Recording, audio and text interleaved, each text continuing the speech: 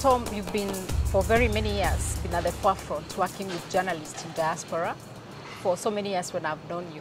Can you tell us more about the role of journalists, especially when you look at the situations that we are seeing in various areas, especially when you look at conflicts?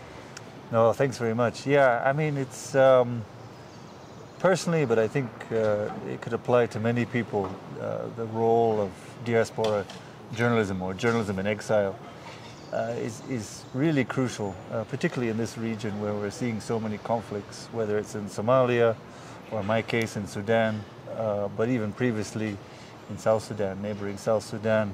I think it's sometimes the only option because it's the only way to maintain an independent voice for coverage.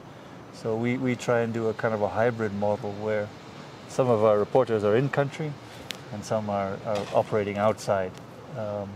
Yeah. What kind of challenges do journalists in exile face? Because some of them, we've interacted with them and they are here in exile, but they have their families stuck in Sudan. Can you talk more about the challenges they face?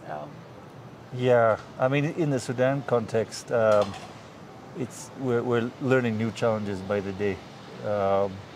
This war, as much as we saw the signs coming, caught us admittedly off guard, and we weren't prepared for how quickly it escalated.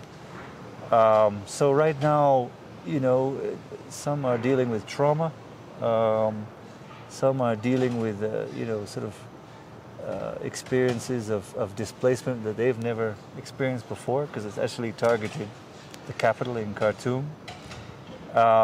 And this is also compacted by the fact that communication is often down.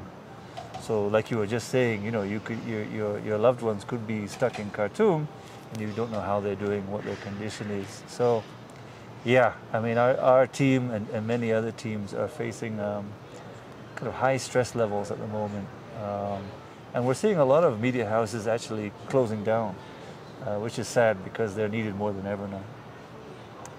One of the things that people do not understand is, for example, when you say a journalist in exile, a lot of times people don't understand what it takes for a journalist to bring the story to the table for us to be able to see a piece on the newspaper. Can you paint a picture of what it means to be a journalist in exile? Oh, thanks. Yeah, it's tough. I mean, you know, you do have the benefit of security to some extent, especially here in Kenya. But not always. I mean, there are cases, of course, where local security are misused, in my opinion, to target journalists. We've seen this taking place against journalists in Ethiopia and also Rwanda and South Sudan. You do have a certain level of security, but at the same time, I feel that a lot of these journalists are trying to operate in a totally alien environment, you know, often with very limited funds, and still trying to get the story back onto the newspapers back home. So it's a combination of trying to work in a new environment, often with very low pay or no access to pay, and yet still being relevant to the issues at hand back home. And what kind of support could we give journalists? For example, if we look at journalists working in Sudan, those working the diaspora here, what could be done to support them in the work that they do, including whether it's trauma counseling? That's of course separate, but what kind of support do they really require? I mean, I think most journalists here really just need a place to work, somewhere to sleep, you know, the very basics, just to keep them going so they can focus on the story at hand. But what you raise is also really important, and it's something so underfunded and undersupported these days, is trauma counseling.